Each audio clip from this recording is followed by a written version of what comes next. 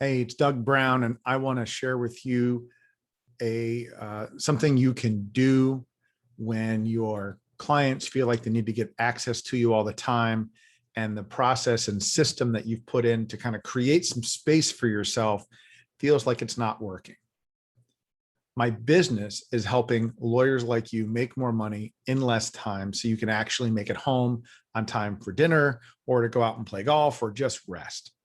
And so this story came out of work I'd done with one of my clients.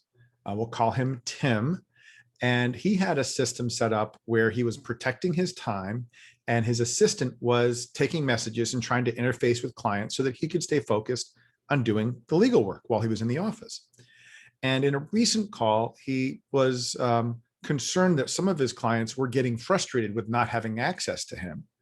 And he was trying to figure out a way that he could still protect his time and still give his clients access. So here's what I suggested to him that might be useful for you. What he found out was his assistant was sensing that they were upset, and sometimes they were actually upset. The clients were actually upset. So I talked about having a protocol in place with her so that she could tell and relate back when somebody was just seeming annoyed or they actually like verbalizing something.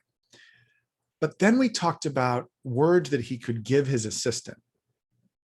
Her name is Alice, that she could use to diffuse that situation and feel better about it. So I suggested that when a client, call him Mr. Jones, calls in and says, I really need to talk to Tim right away, or expresses displeasure, here's something she could do. First, relate to the client. Don't deny the fact that they're frustrated. So, Mr. Jones, I understand that you're frustrated. I know that Tim would really want to talk to you about this. He's just not available right at this moment. I've got his calendar. That's step 2. Can I set up a time when he can call you back? So by doing that, you're relating to the client's frustration, and you're trying to find a time to put it on the calendar. Now, that means your assistant has to actually have access to your calendar. And then the last part of it, the last part of the process, first is you acknowledge the frustration. 2, you offer a way to address that, to connect the person. And then the last part of that setup is, I know he'll want to be prepared for his conversation with you. Is there something specific that he needs to know before you get on the phone together? And then to write that down. Then when that is all concluded, the assistant should put it on the calendar, on your calendar with the notes, and send a confirmation to the client. And then part of the assistant's job is to make sure you call back at the appointed time. You can refine that further by creating a block of 15 minutes or a half an hour. But by doing this, your client's going to feel heard right away. And they're going to know that you're going to be able to get back to them. And if there really is a life or death emergency, it's going to come up in that conversation.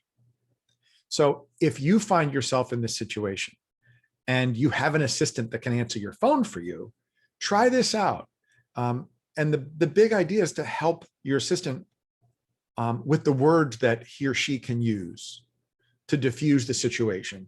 So you're acknowledging the client and improving client service. This is important because I can't remember the statistics, but the vast majority of grievances and malpractice claims come from failure to communicate.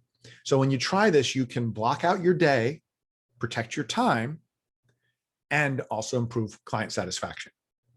If this is helpful for you, I ask that you please like or share it below and leave me a comment on what has your experience been, or what other questions you might have about how to protect your time and still improve client service. Till next time, bye for now.